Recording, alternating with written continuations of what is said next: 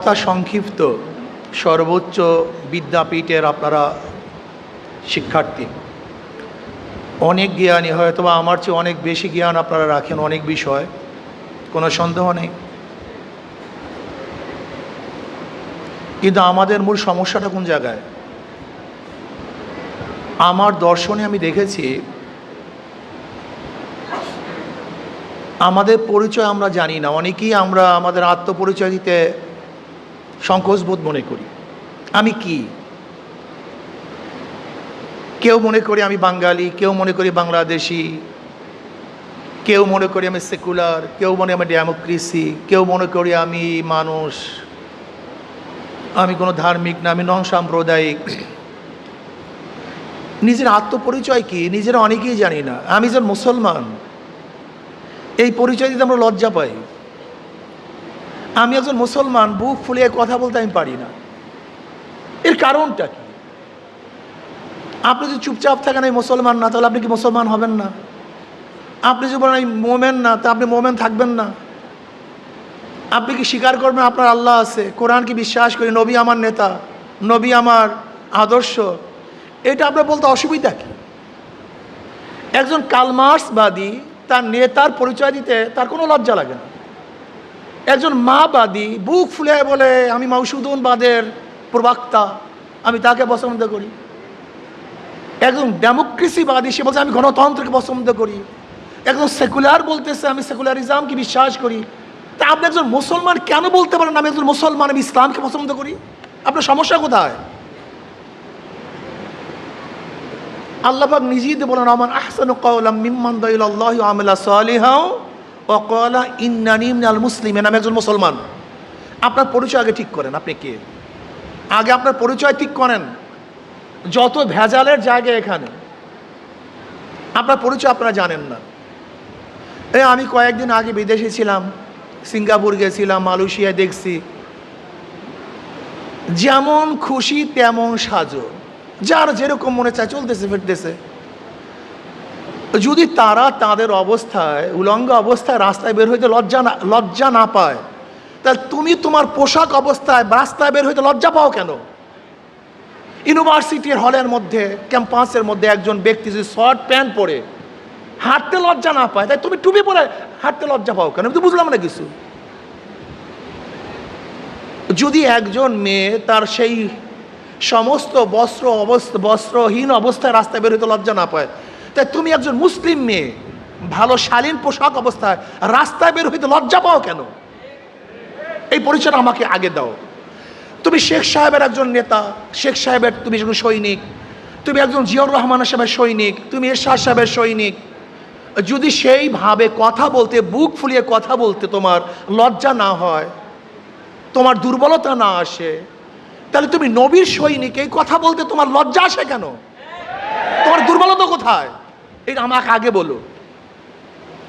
আগে নিজের পরিচয় ঠিক করো, তুমি কে?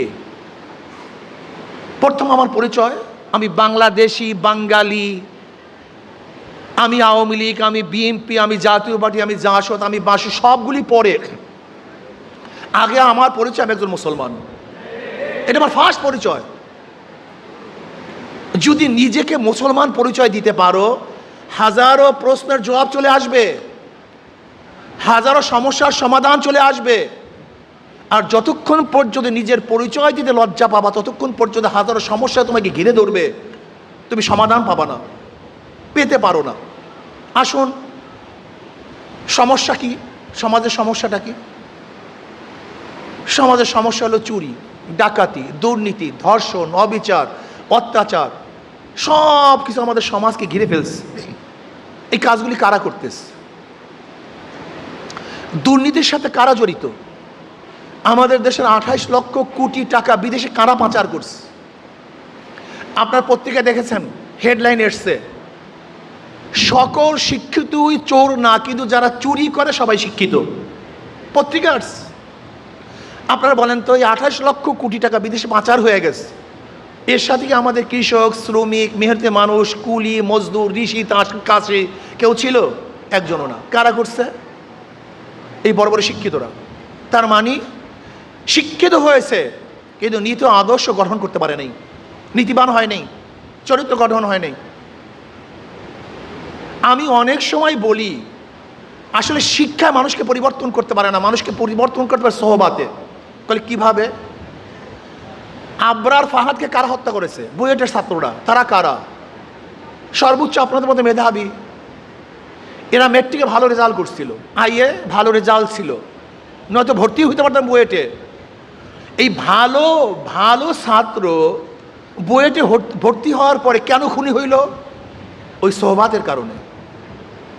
সাথী চুজ করতে ঠিক করে নাই, ভুল করছে, এর জন্য ভালো ছাত্র সে খুনি হয়ে গেছে। আজকে বাংলাদেশের হাজার হাজার কোটি কোটি টাকা লুটপাট কারা করতেছে? সব শিক্ষিতরা। তার মানে এরা শিক্ষিত হয়েছে কিন্তু আদর্শবান হয়নি, নীতিবান হয় না, চরিত্রবান হয়নি।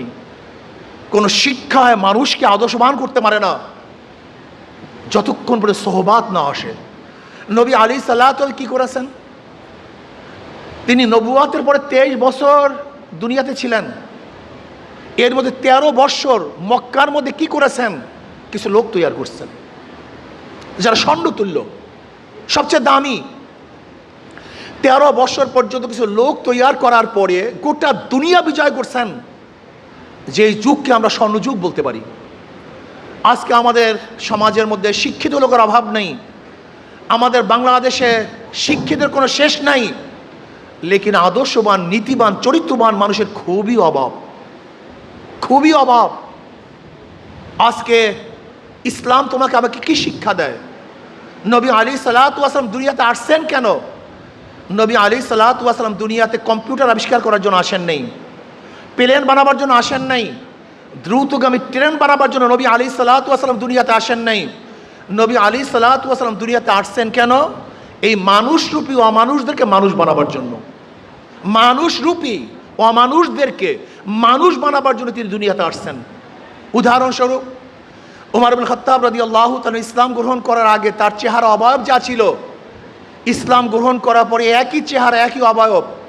কিন্তু ইসলাম গ্রহণ করার আগে ওমর ইবনে খাত্তাব রাদিয়াল্লাহু তাআলা আনহু নবী আলাইহিস সালাতু ওয়াস সালাম হত্যা করার জন্য নাঙ্গা তলোয়ার নিয়ে রওনা করছেন। আর ইসলাম গ্রহণ করার পরে ওমর ইবনে খাত্তাবের অবস্থাটা কি হয়েছে? তার কথা পানিতে শুনে, বাতাসে শুনে, মাটিতে তার কথা শুনে। এর কারণটা কি? কি পরিবর্তন হয়েছে? ওমরের বাহ্যিক কোনো পরিবর্তন হয় নাই, ওমরের মধ্যে যে কলব ছিল সেই কলবের পরিবর্তন হয়েছে। আপনারা জানেন দাহিয়াতুল কলবি রাদিয়াল্লাহু তাআলা আনহু ইসলাম গ্রহণ করার আগে নিজের ঔরাস জাত 70টা মেয়ে সন্তানকে হত্যা করেছিল, লেকিন ইসলাম গ্রহণ করার পরে অধিকাংশ সময় জিবরাইল আলাইহিস সালাতু ওয়াস সালাম দাহিয়াতুল কলবি রাদিয়াল্লাহু সূরাতে দুনিয়াতে আসছেন। সেই পরিবর্তন কি হয়েছিল? বেলালে হাবশির মতো গোলাম, যাদের কোনো দাম নাই, মূল্য নাই, যাদেরকে কোনো মানুষ পছন্দ করতো না, নিজে কালো, নিজেও গোলাম, বাবাও গোলাম, দাদাও গোলাম, কিন্তু ইসলাম গ্রহণ করার পরে বেলালের মধ্যে এমন কি পরিবর্তন আসছে? বেলাল হাঁটে জমিনের মধ্যে, পায়ের আওয়াজ আরশের মধ্যে। বেলাল আজান দেয় জমিনের মধ্যে, আওয়াজ চলে যায় আরশের মধ্যে। আসলে কলব, অন্তর, এই কলব পরিবর্তন হওয়া ব্যতীত যতই শিক্ষিত হন না কেন এই সমাজ পরিবর্তন হবে না। এর জন্য আমি ইউনিভার্সিটির বন্ধুদেরকে বলবো, আমার ছাত্রদেরকে বলবো, ছাত্রীদেরকে বলবো, তোমার নিজের পরিচয় ঠিক করো, আমি একজন মুসলমান। যদি নাস্তিকরা নিজের নাস্তিক পরিচয় দিতে তার আপত্তি না থাকে, একজন সেকুলার তার সেকুলারই পরিচয় দিতে আপত্তি না থাকে, তাহলে তুমি মুসলমান, তোমার ইসলাম পরিচয় দিতে সমস্যা কোথায়? সেকুলাররা যদি নির্বিঘ্নে সেকুলারিজম দাওয়াত দিতে পারে, ডেমোক্রেসির দাওয়াত দিতে পারে, কমিউনিস্টরা তাদের দাওয়াত দিতে পারে, তুমি মুসলমান, তোমার ইসলামের দাওয়াত দিতে সমস্যা কোথায়? কেন দাওয়াত দিবা না? আজকে থেকে নিয়াত করে আমি একজন মুসলমান, যেহেতু ইউনিভার্সিটি হয়েছে মুসলমানদের জন্য। আপনারা জানেন ঢাকা ইউনিভার্সিটি একমাত্র মুসলমানদের সম্পত্তি। স্যার সলিমুল্লাহর নিজের ওয়াকফকৃত জমিনের মধ্যে ইউনিভার্সিটি। স্যার সলিমুল্লাহ রহমতুল্লাহ আলাইহি যখন প্রস্তাব দিয়েছিলেন ইউনিভার্সিটি করার জন্য, কারা বাধা দিয়েছে আপনারা ভালো মতো জানেন। 41 বার ক্যালকাটায় এই ইউনিভার্সিটি বন্ধের জন্য কারা মিটিং করেছে আপনারা সবাই জানেন। কিসের জন্য মিটিং করেছে আপনারা সবাই জানেন। ইউনিভার্সিটির উদ্দেশ্য কি ছিল সব আপনারা জানেন। কিন্তু আজকে যারা বারবার বাধা দিয়েছে তারা এখানে বসে সদ্দারি করবে, মাতবারি করবে। আর যেই মুসলমানদের জন্য ইউনিভার্সিটি হয়েছে, মুসলমানরা নিশ্চুপ থাকবে, এটা হওয়া ঠিক না, হতে পারে না। তোমরা জাগ্রত হও, মুসলমান জাগ্রত হও, নিজেকে সাহস শক্তি নিয়ে আমি মুসলমানের পরিচয় দাও। আগে আমি একজন মুসলমান, আমি একজন মুসলমান। এদেশে 92% মুসলমানদের দেশে তুমি নিজের পরিচয় দিতে লজ্জা পাও কেন? কারণটা কি? আজকের থেকে নিয়াত কর, আমি একজন মুসলমান, এটা আমার গৌরব। আমি একজন ধার্মিক, এটা আমার গৌরব। তোমার বাবা ধার্মিক, তোমার মা ধার্মিক, তোমার দাদা ধার্মিক, তুমি নিজেকে যদি ধার্মিক হিসাবে পরিচয় দিতে লজ্জা পাও, তা তোমার চেয়ে বেয়াকুব আর দুনিয়া থেকেও হতে পারে না। আমার বাবা ধার্মিক, সে নামাজ পড়ে। আমার মা ধার্মিকা, সে নামাজ পড়ে, সে রোজা রাখে। আমি তার গর্বে জন্মগ্রহণ করেছি, সেই ঔরাসে জন্মগ্রহণ করেছি। অথচ আমি ইউনিভার্সিটি আসার পরই আমি ইসলাম পরিচয় আমার লজ্জা লাগে, খারাপ লাগে। ইসলামী আদর্শ বাস্তবায়ন করতে আমার লজ্জা লাগে। আজকে নাস্তিকরা দেশ দখল করে ফেলছে, আজকে সেকুলাররা ইউনিভার্সিটির ক্যাম্পাসগুলিকে দখল করে ফেলছে। এখান থেকে ইউনিভার্সিটিকে বের করতে হবে, আমাদের মুক্ত হতে হবে, ইসলাম প্রচার করতে হবে। তুমি গৌরবের সাথে বলো, আজকের থেকে আমি একজন মুসলমান। আমি বিশ্বাস করি, আমি আল্লাহর কসম করে বলতে পারি, আজকে এখানে যারা আসছেন, এখানে যারা এসছেন, এই কয়জন মানুষ যদি দায়ী হয়ে যান, আমার মেয়েরা, আমার সন্তানেরা, আমার ছেলেরা, আজকের থেকে তোমরা যদি নিয়াত করো, আমরা সবাইকে দাওয়াত দেব, আমি একজন মুসলমান, মুসলমান ইউনিভার্সিটি, মুসলমানের জমিতে ইউনিভার্সিটি, মুসলমানদের জন্য ইউনিভার্সিটি, মুসলমানের শিক্ষার জন্য ইউনিভার্সিটি। হ্যাঁ, ইউনিভার্সিটি মুসলমানের, পড়ার অধিকার সবার। বাজার করছি আমি, বাজার করার অধিকার সবার। রাস্তা করছি আমি, হাঁটার অধিকার সবার। প্রতিষ্ঠান করছি আমি, পড়ার অধিকার সবার। ইউনিভার্সিটির মুসলমানরা, পড়ার অধিকার সবার। এটা ভাবো তুমি, করছি আমি, অধিকার সবার। এটা হতে পারে না। কিন্তু তোমাকে বিশ্বাস করতে হবে, এই দেশ করছি আমরা। তুমি কি জানো, ব্রিটিশ হটাও আন্দোলনে ইন্ডিয়ান গেটের মধ্যে প্রায় 93,000 মানুষের নাম লেখা আছে, কম বেশি। সেখানে 63,000 মানুষ হলো মুসলমান, 63,000। অথচ আমরা জানি না, ব্রিটিশ হটাও আন্দোলনের সবচেয়ে বেশি রক্ত দিয়েছে মুসলমান, কিন্তু ইতিহাস বিলীন হয়ে গেছে। এই পাকিস্তান করার পিছনে একমাত্র অবদান ছিল মুসলমানদের, একমাত্র অবদান মুসলমানদের। 47-এ যদি ভারত থেকে আমরা আলাদা না হতাম, তা কিয়ামত পর্যন্ত আন্দোলন করতে পারতাম, কিন্তু লাল সবুজের পতাকা উড্ডয়ন করতে পারতাম না। 47-এ ভারত থেকে আলাদা হওয়ার পরে পাকিস্তানের দুইটা অংশ, পশ্চিম পাকিস্তান, পূর্ব পাকিস্তান। ভেবেছিলাম বৈষম্য দূর হবে, মানুষ শান্তি পাবে, মুক্তি পাবে। কিন্তু পশ্চিমারা আমাদের উপরে জুলুম করার কারণে 71-এ আবার আমরা তাদের বিরুদ্ধে আন্দোলন করে বাংলাদেশ স্বাধীন করেছিলাম। যদি ওই সময় মুসলমানরা ভারত থেকে আলাদা হয়ে পাকিস্তান করতে না পারতো, তাহলে কিয়ামত পর্যন্ত আন্দোলন করতে পারতাম। তোমরা জানো, কাশ্মীরে মুসলমানদের পার্সেন্টেজ সবচেয়ে বেশি, হায়দ্রাবাদে মুসলমানদের সংখ্যা বেশি, পাঞ্জাবের অবস্থা তোমরা জানো। কিন্তু আজ পর্যন্ত তারা আলাদা হতে পারে না, স্বাধীন হতে পারে নাই। যদি 47-এ আমরা ভারত থেকে আলাদা হয়ে পাকিস্তান নামে একটা দেশ করতে না পারতাম, তাহলে 71-এ বাংলাদেশের স্বাধীনতা আমরা পেতাম না। কাজে দেশ মুসলমানদের দেশ, তোমার বলতে আপত্তি কোথায়? তুমি বলো না কেন যে ব্রিটিশ হটাও আন্দোলনে মুসলমানদের শরিক সবচেয়ে বেশি ছিল, পাকিস্তান করার পিছনে মুসলমানদের আন্দোলন এবং কার্যকরী ভূমিকা সবচেয়ে বেশি ছিল। আবার 71 তুমি দেখো, বীর মুক্তিযোদ্ধা, বীর উত্তম, বীর শ্রেষ্ঠ যতজন আছে, এর মধ্যে প্রায় 98% মুসলমান, 98% মুসলমান। শুধু কি তাই, তুমি স্পষ্ট বলো যে 2024-এর জুলাই আগস্টের আন্দোলনে যারা শাহাদাত বরণ করেছে, মৃত্যুবরণ করছে, 100 সবাই মুসলমান। এ কথা বলো, তুমি সাহস করে বলো, তোমার পরিচয় দাও, তুমি কে? তুমি এইভাবে পরিচয় দাও যে 750-800 বছর পর্যন্ত এই 5 উপমহাদেশের শাসক ছিল মুসলমান, বলতে থাকো, সমস্যা কি তোমার? এটা সত্য ইতিহাস, এইটাই সত্য। তুমি এইভাবে বলো, গোটা 5 উপমহাদেশ, গোটা দুনিয়ার মধ্যে পরিচয় লাভ করাইছে মুসলমান, এটা বলতে থাকো। তুমি এইভাবে বলো, ব্রিটিশ হটাও আন্দোলনের প্রথম সংগ্রামের সূচনা করেছিল শাহ আব্দুল আজিজ সাহেব রহমতুল্লাহ আলাইহি। 1803 সালে যখন ব্রিটিশ দিল্লি দখল করে, তখন শাহ আব্দুল আজিজ সাহেব রহমতুল্লাহ ঘোষণা দিয়েছিলেন, আজকের থেকে 5 উপমহাদেশ দারুল ইসলাম নয়, দারুল হরব, এই ব্রিটিশদের বিরুদ্ধে আন্দোলন করা প্রত্যেকটা মুসলমানদের জন্য ফরজে আইন। ওই দিনই ব্রিটিশ হটা আন্দোলনে বীজ বপন হয়েছিল। বলতে থাকো, সমস্যা কি তোমার? অথচ তুমি কি হয়েছ? বাঘের বাচ্চা ইঁদুর হয়েছ। তুমি বাঘের বাচ্চা বিড়াল হয়েছ। তুমি বাঘের বাচ্চা মুসলমান, আজকে ইঁদুর হয়েছ। তুমি, তোমাকে বিড়াল বানানো হয়েছে। ইসলামের পরিচয় ধ্বংস করে তোমাকে ধ্বংস করার চক্রান্ত করতেছে। প্রথম যদি আমি আমার পরিচয় না জানি, আমার বাবাকে, আমার মাকে, আমার বংশ কি, আমি কি পরিচয় দেব? এই পরিচয়হীনভাবে আমাদেরকে গড়া হচ্ছে। তোমার পরিচয় কি? আমি বাঙালি, আমি বাংলাদেশি, আমি সেকুলার, আমি উদারপন্থী, আমি নন সাম্প্রদায়িক। তুমি এইভাবে বলো আমি এখন সাম্প্রদায়িক মুসলমান, মুসলমান সম্প্রদায়ের লোক আমি। সাম্প্রদায়িকতা ভিন্ন জিনিস, সম্প্রদায় ভিন্ন জিনিস। সাম্প্রদায়িকতা কাকে বলা হয় তোমরা ভালো মতো জানো। সাম্প্রদায়িকতা কি জিনিস আর সম্প্রদায় কি জিনিস? মুসলমান সম্প্রদায় কোনো বিজাতির উপর আক্রমণ, অত্যাচার, অবিচার করে না।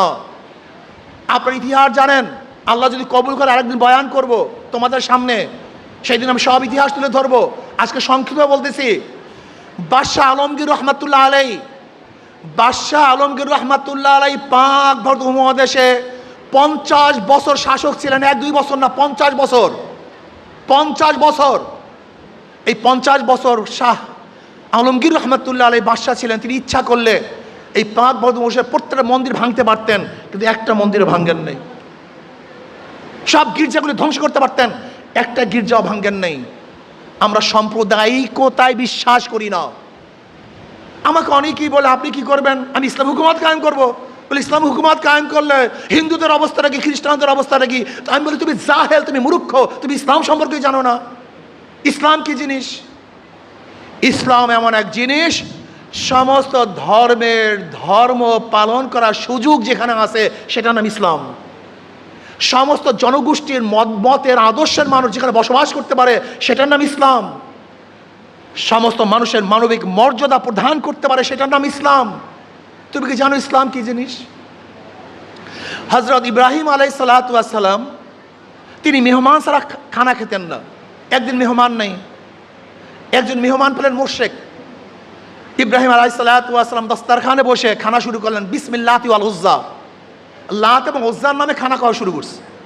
ইব্রাহিম আলাইহিস সালাম, তুমি তোমার মূর্তি নামে খানা খাও, আমার দস্তরখানে তুমি খানা খেতে পারবে না। বলে আমি তো মুসলমান হওয়ার জন্য আসিনি, ঈমান আনার জন্য আসি নাই, তুমি মেহমানদারি হিসাবে আমাকে ডাকছো, আমি খানা খাওয়ার জন্য আসছি, খাওয়াও তো খাওয়াও, নাহলে আমি ঈমান আনবো না। না, তুমি যদি লাত এবং উজ্জার নামে খানা খাও, আমার দস্তরখানে খানা খেতে পারবো না। এবার মুশরিক চলে যাইতেছে। আল্লাহ পাক রব্বুল আলামিন ডাক দিয়ে বলে, ইব্রাহিম, এই মুশরিক 80 বছর পর্যন্ত লাত এবং উজ্জার নামে খানা খেয়েছে, আমি একদিনও তার খানা বন্ধ করি নাই। আজকে তোমার সামনে বলার কারণে তুমি খানা বন্ধ করে দিয়েছো। আমি তো রেজেককে আম করে ফেলছি। বৃষ্টি হিন্দুর উপরেও পড়ে, মুসলমানের উপরেও পড়ে। খাদ্য মুসলমানের জমিতেও ফলে, হিন্দুর জমিতেও ফলে। আল্লাহ পাক রেজেককে আম করছেন, চিকিৎসাকে আম করছেন, বস্ত্রকে আম করছেন, শিক্ষাকে আম করছেন, বাসস্থানকে আম করে ফেলছেন। সাধারণ আম মানে সাধারণ, সবার জন্য সমান। ইসলাম যদি আসে, শুধু মানুষ নয়, ইসলাম কি জিনিস জানেন? উমর বিন আব্দুল আজিজ সাহেব রহমান, ভালো মতো শুনেন আমার ছাত্র বন্ধুরা, আমার ছাত্রী মেয়েরা, খুব ভালো মতো শুনেন। উমর বিন আব্দুল আজিজ রাহমাতুল্লাহ আলাইহি ইন্তেকালের পরে গ্রাম্য এক কৃষক বলতেছে, উমর বিন আব্দুল আজিজ দুনিয়াতে নেই। বলে বুঝলেন কিভাবে? বলে যে দেখো, একটা নেকড়ে বাঘ এক নিরহ ছাগলের উপর আক্রমণ করতেছে। ন্যায়পরণ বাদশা জিন্দা থাকতে একটা নেকড়ে বাঘও সাধারণ নিরীহ কোনো জানোয়ার উপর আক্রমণ করতে পারে না। আজকে এত ঘটনা কেন ঘটতেছে? এত জুলুম, এত অত্যাচার, এত অবিচার, এত খুন, এত দর্শন, এর কারণটা কি? ন্যায়পরণ শাসক না থাকার কারণে আল্লাহ পাক রব্বুল আলামিন জুলুমের পাহাড় আমাদের উপর চাপিয়ে দিয়েছেন। এর জন্য আসুন ছাত্র বন্ধুরা, আমার ছাত্রীরা, আজকের থেকে গর্ব ভরে বলো, আমি একজন মুসলমান। এই ইউনিভার্সিটি মুসলমানদের, এই দেশ মুসলমানদের শাসন করছে মুসলমান। আগামী তো ইনশাআল্লাহ এই বাংলাদেশের শাসক হবে যাদের সাথে মদিনাওয়ালার আদর্শের সাথে মিল আছে, নীতির সাথে মিল আছে। আমেরিকা, রাশিয়া, চীন, পিকিন, ভারতের সাথে যাদের মিল আছে, 92% মুসলমানদের দেশে তারা শাসক হতে পারে না। এটা বলে দাও, সাহসের সাথে বলতে থাকো। তোমরা সাহসের সাথে বলতে থাকলে এটা সহজ হয়ে যাবে। যখন বলবা না কঠিন হবে, যখন বলতে থাকবা এটাই স্বাভাবিক হয়ে যাবে। ধরে নাও আমাদের মাদ্রাসার ক্যাম্পাসগুলিতে সমস্ত ছাত্ররা টুপি পরে হাঁটে, লম্বা জামা গায়ে দেয়, তার মানে এটাই স্বাভাবিক, পরিবেশ স্বাভাবিক হয়ে গেছে। ঠিক তোমরাও যদি পরিবেশকে ইসলামের ধারায় স্বাভাবিক করতে চাও, সবাই মনে করে এটাই স্বাভাবিক। মসজিদে যখন যাই সবাই টুপি পরি, সবাই সুন্নাত অনুযায়ী চলি, এইটা স্বাভাবিক। যে ইউনিভার্সিটির টুপি পড়তে লজ্জা পায়, সে মসজিদে গেলে টুপি না পড়তে লজ্জা পায়। এইটাই পরিবেশ। আজকে পরিবেশ সৃষ্টি করি, দাওয়াতের পরিবেশ সৃষ্টি করো। ইনশাল্লাহ রাজি আছি না? আজকের থেকে ইনশাল্লাহ ক্যাম্পাসের মধ্যে আমি একজন মুসলমান, নবী আলাইহিস সালাতু আদর্শ বাস্তবায়ন করার চেষ্টা করব। এটা বলতে কোনো আপত্তি আছে ভাই? কথা বলেন না, আছে আপত্তি কোনো? কেন আপত্তি থাকবে? কোনো আপত্তি থাকার কথা না। আজকের থেকে নিজের পরিচয় ঠিক করুন, ইসলামের দাওয়াত দেন, ইসলাম হুকুমাত কায়েম করার চেষ্টা করুন। ইসলাম হুকুমাত যদি কায়েম করতে পারেন, সেখানে ঋষি, কামার, মজদুর, জেলে, তাঁতি, ধোপা, হিন্দু, মুসলমান, বৌদ্ধ, খ্রিস্টান, পুরুষ, মহিলা, প্রত্যেকের ন্যায় সঙ্গত প্রত্যেকের অধিকার বাস্তবায়ন হবে। জুলুম থাকবে না, অত্যাচার থাকবে না, অবিচার থাকবে না। আমার মেয়েরা ধর্ষিতা হবে না, সিলোথানি হবে না, ইপটিজিংয়ের শিকার হবে না। প্রত্যেকের ন্যায্য অধিকার বাস্তবায়ন করতে পারবো ইনশাআল্লাহ। আমরা এই দেশকে কেন স্বাধীন করেছিলাম? সাম্য, মানবিক মর্যাদা, সামাজিক ন্যায় বিচার প্রতিষ্ঠিত করার জন্য। সাম্য, মানবিক মর্যাদা, সামাজিক ন্যায় প্রতিষ্ঠিত করা, বিচার প্রতিষ্ঠিত করার জন্যই আমরা এই দেশ স্বাধীন করেছিলাম। আসো আমরা সমৃদ্ধভাবে ইসলামের প্রচার করি। আমি একজন মোমেন, এটাকে বিশ্বাস করি। আমার সর্বশ্রেষ্ঠ নীতি ইসলাম, এটা বিশ্বাস করি। ইনশাআল্লাহ আজকের থেকে আমাদের কাজ শুরু করবো। আল্লাহ আমাকে এবং আমাদের সবাইকে এই গৌরবোন্বিত ধর্ম ইসলাম প্রচার করার তৌফিক আল্লাহ আমাকেও দান করেন, আমাদের সবাইকে দান করেন।